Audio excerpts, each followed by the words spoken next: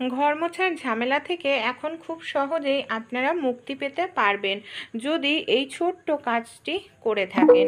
বন্ধুরা, আমাদের বাড়িতে এই ধরনের অনেক পুরনো বালিশের কভার থাকে।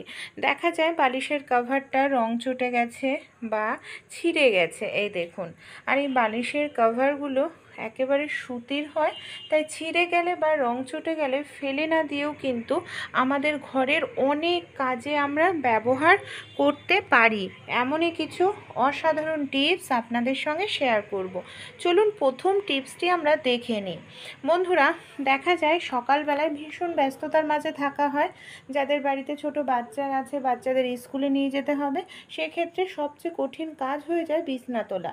বিছনা তোলার ক্ষেত্রে আরও বেশি যেটা ঝামেলার মনে হয়, মশারিটাকে ভাঁজ করে তোলা অনেক সময় হয়ে ওঠে না। আর এইভাবে মশারিটাকে রাখলে দেখতেও কিন্তু খুব বাজে লাগে। তাই পুরনো একটি বালিশের কভারের মধ্যে যদি আমাদের হাতে সময় একান্তই না থাকে, আমরা এইভাবে যদি মশারিটাকে ঢুকিয়েও রাখি, তাহলেও কিন্তু বাইরে থেকে দেখে বোঝা যাবে না যে এটা মশারি, আর বিছনাটাও কিন্তু আমাদের অগোছালো এলোমেলো মনে হবে না। যখন সময় হবে তখন আমরা মশারিটাকে বের করে সুন্দর করে ভাঁজ করে রাখতে পারবো। চলুন পরের টিপসটি আমরা দেখে নিই। আমাদের বাড়িতে যে এই ধরনের বন্ধুরা পলিথিনের প্যাকেটগুলো থাকে, কম বেশি প্রত্যেকেরই থাকে। তো এই ধরনের পলিথিনের প্যাকেটগুলোকেই আমরা কিভাবে ব্যবহার করতে পারি চলুন দেখে নিই। এখানে আমি নিয়ে নিচ্ছি একটি পুরনো ছেঁড়া বালিশের কভার। যে বালিশের কভারটা এই দেখুন ছিঁড়ে গেছে। যেহেতু এটা সুতির বিছনার চাদর, তাই কিন্তু আমরা এটাকে কাজে লাগাতে পারি। সবার প্রথমে আমি এখানে পলিথিনের যে ব্যাগটা নিয়েছে সেটাকে এইভাবে ঢুকিয়ে দিলাম বালিশের কভারের মধ্যে। আপনারা চাইলে এটাকে ভালো করে সেলাই করে নিতে পারেন। আমরা যখন বাসন টাসন মাজি, তারপর এইভাবে কিচেন স্ল্যাপে বা ঝুড়িতে রেখে দিলে দেখা যায় সেই জায়গাটা পুরো ভিজে যায়। আর রোজ রোজ রাখার ফলে ভিজে স্যাঁতস্যাঁতে হয়ে যায়, না হয় আমাদের আবার কোনো কাপড় দিয়ে কিছু দিয়ে মুছতে লাগে। তাই আমরা যদি কিচেন স্ল্যাবের ওপর এইভাবে ওই যে বালিশের কভারের মধ্যে পলিথিন ব্যাগ ঢুকিয়ে নিয়েছিলাম সেটাকে এইভাবে পেতে নিই, তারপর ভেজা বাসনগুলো যদি রাখি, বাসনের যে জলগুলো আছে সেটা ডাইরেক্ট মেজোতে কিংবা কিচেন স্ল্যাবের ওপর কিন্তু পড়বে না। আর আমাদের কিচেন স্ল্যাব জায়গাটা শুকনো থাকবে। এমনকি বাসনগুলোর জল ভালোভাবে ঝরে গেলে বা বাসনগুলো শুকিয়ে গেলে আমরা ঝুড়িতে তুলে নিতে পারবো। তারপর এই বালিশের কভারটিকে রোদ্রে দিলেই শুকিয়ে যাবে, জায়গাটা মোছার প্রয়োজন পড়বে না। এই ধরনের যে শাড়িগুলো আমরা কম বেশি প্রত্যেকেই পরে থাকি, কিন্তু পরার পর আমরা যদি ধুয়ে দিই তাহলে গ্লেজটা নষ্ট হয়ে যায়। তাই আমরা অনেকেই কি করি, এটাকে রোদ্রে দিই, কিন্তু তাতেও সমস্যা আছে বন্ধুরা।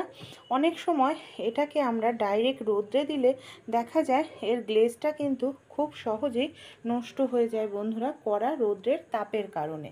সেক্ষেত্রে আমরা পুরনো একটি বালিশের কভার নিয়ে নিতে পারি।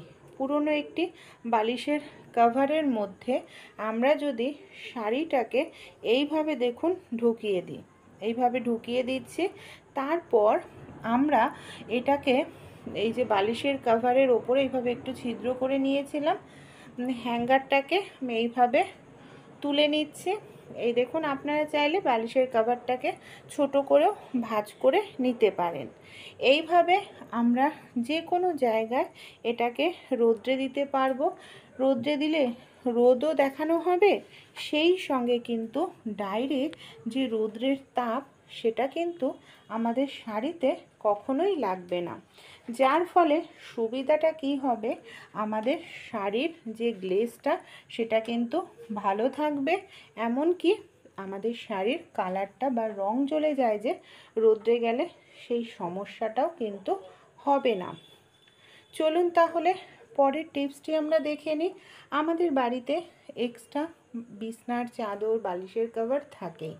আমরা কি করি, অল্টারনেট করে পাতি বিছনার চাদরগুলো, কিন্তু এইভাবে বিছনার চাদরগুলোকে যদি আমরা ধোয়ার পর খোলাই রেখে দিই না, দেখা যায় ধুলো ময়লা পড়ে, ঘরটাও অগোছালো মনে হয় দেখতে।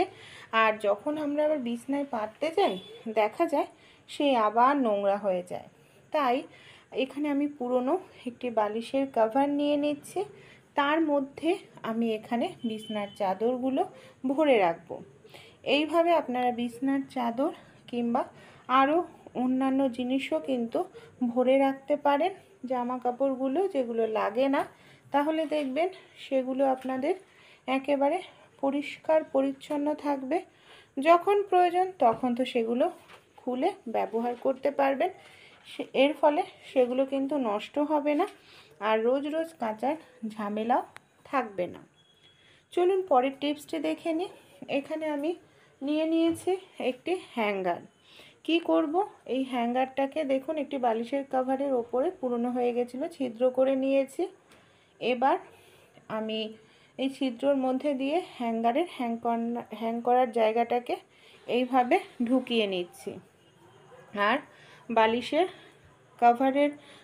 কভারটাকে এইভাবে হ্যাঙ্গারের মধ্যে সেট করে নিচ্ছি। কি কাজে এবার আমরা এই বালিশের কভারটাকে ব্যবহার করতে পারি চলুন তাহলে দেখে নিই। বাথরুমে বা যে কোনো জায়গায় এটাকে আপনারা হ্যাং করে রেখে দিন।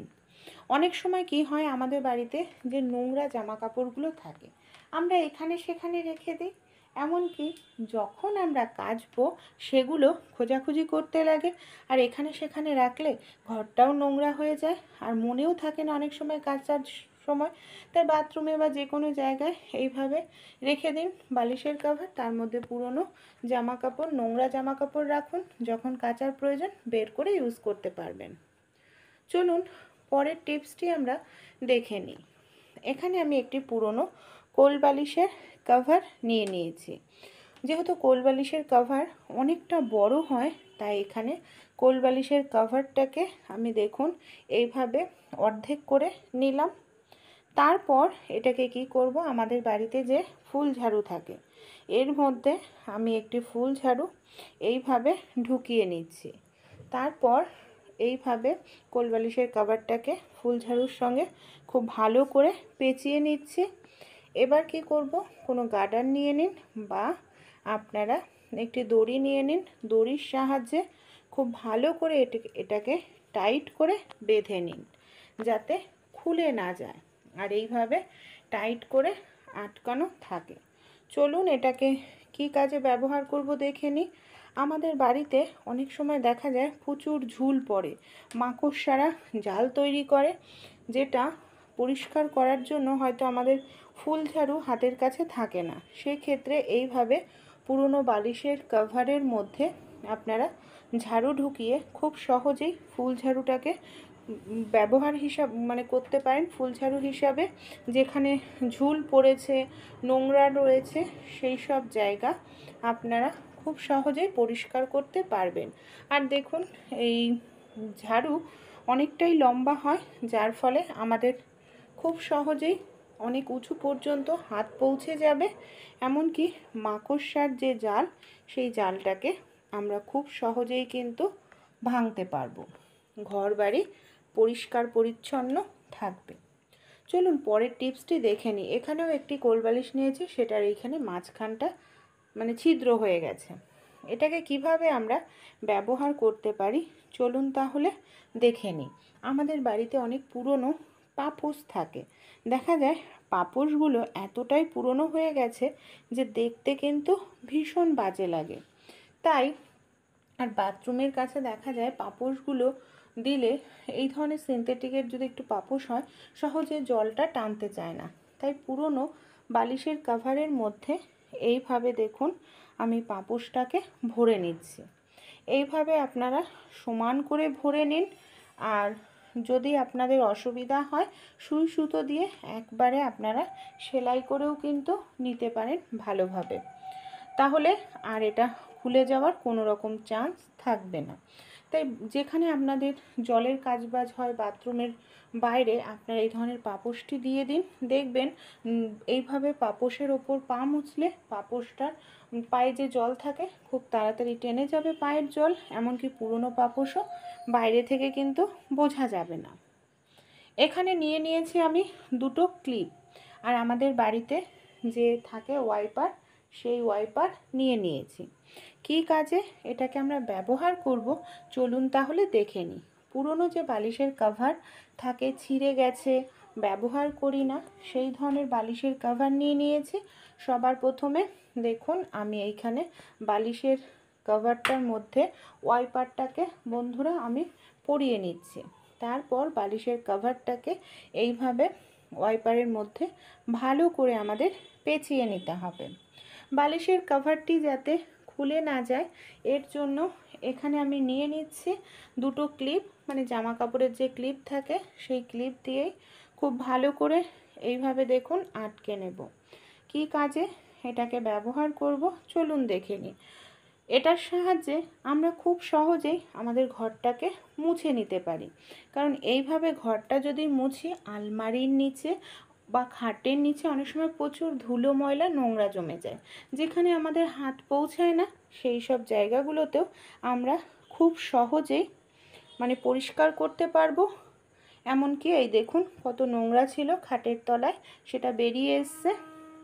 তাই পুরনো বালিশের কভার ফেলে না দিয়ে অবশ্যই আপনারা এইভাবে অ্যাপ্লাই করবেন। আর কোন টিপসটি আপনাদের সবচেয়ে ভালো লাগলো অবশ্যই আমাকে কমেন্ট করে জানাতে ভুলবেন না বন্ধুরা। চলুন পরের টিপসটি দেখে নিই। আমাদের বাড়িতে যে এই ধরনের পুরনো অনেক বালতি থাকে, দেখা যায় বালতিটা একেবারেই পুরনো হয়ে গেছে বন্ধুরা, দেখতে ভীষণ বাজে লাগছে। তাই এই ধরনের বালতির মধ্যে আপনারা এইভাবে একটি পুরনো বালিশের কভার পরিয়ে নিন। দেখুন এইভাবে আমি পরিয়ে নিচ্ছি, কিন্তু বালিশের কভার পরানোর আগে আমাদের একটি কাজ এখানে করতে হবে। কি কাজ করব চলুন দেখে নিই। সবার প্রথমে বালিশের কভারটিকে আমি এইভাবে বন্ধুরা উল্টো করে নিচ্ছি। উল্টো করে নেওয়ার পর এই যে নিচের দিকটা ধরে আমি কি করব, গুটিয়ে নেব। এই দেখুন পুরোপুরি উল্টো করে নিলাম। এবার আমি নিচের দিকটা ধরে এইভাবে গুটিয়ে নেওয়ার পর একটি দড়ি নিয়ে নিয়েছি। দড়ির সাহায্যে এখানে আমি খুব ভালো করে টাইট করে বেঁধে নিচ্ছি। তারপর এটাকে সোজা করে নেব। তারপর আমাদের বাড়িতে যে পুরনো বালতি আছে সেই বালতিটাকে এইভাবে দেখুন আমি বালিশের কভারটা পরিয়ে দিচ্ছি। এটাকে এবার আমরা কি কাজে ব্যবহার করব, ওপরের যে বাড়তি অংশটা বালতির মধ্যে এইভাবে দেখুন আমরা এটাকে ঢুকিয়ে দেব। বন্ধুরা এইভাবে আমরা খুব সহজেই একটি বাস্কেট তৈরি করে নিতে পারি। কেউ দেখে বলবেই না যে এটা আমরা কোনো বালতি দিয়ে তৈরি করেছি। আর পুরনো বালতিটাও আমাদের কাজে লেগে যাচ্ছে। কিভাবে এটাকে আমরা ব্যবহার করব চলুন দেখে নিই বন্ধুরা। এটা কিন্তু দারুণ একটি কাজে আসতে পারে। আমাদের বাড়িতে যাদের ছোট বাচ্চা আছে, দেখা যায় ছোট বাচ্চা থাকলে তাদের অনেক জামা কাপড় থাকে। জামা কাপড় কাচার পর সব সময় সব জামা কাপড় ভাঁজ করে ওঠা যায় না। সেই ক্ষেত্রে যে জামা কাপড়গুলো আমরা ভাঁজ করে উঠতে পারি না, এখানে সেখানে না রেখে বাস্কেটে রেখে দেব। যখন সময় হবে সুন্দর করে ভাঁজ করে তুলে রাখবো। তাই এইভাবে আপনারা বালিশের কভার পুরনো বালতি দিয়ে খুব সহজেই বাস্কেট তৈরি করে নিতে পারেন। ছোট্ট টিপসগুলি যদি আইডিয়াগুলি ভালো লাগে অবশ্যই ট্রাই করে দেখুন।